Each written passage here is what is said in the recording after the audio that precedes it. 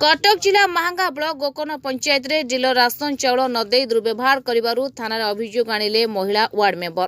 गोकर्ण पंचायत रो VLW को नारे ration सामग्री उठाई उपभोक्ता को बांटुथिबा बेले पंचायत रो 8 नंबर वार्ड रो उपभोक्ता को चाउल न दे फेराई देबा परे ग्रामवासी माने वार्ड मेंबर को धरी डीलर पॉइंट रे पहुंचीथिले।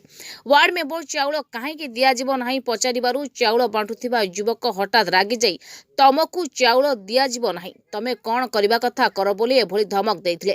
वार्ड मेंबर सहित ग्रामवासी माने डीलर पॉइंट रे धारणा रे बसिबाकू कहिबारु चाउल बंचुथिबा वार्ड मेंबर सहित ग्रामवासी माने डीलर पॉइंट रे धारणा रे बसिबाकू कहिबारु चाउल बांटुथिबा उक्त युवक आहुरी रागी जाई महिला वार्ड सभ्यों को दुर्व्यवहार करबा सह ठेला पेला करिबार थानार लिखित एतला दैछंती महिला।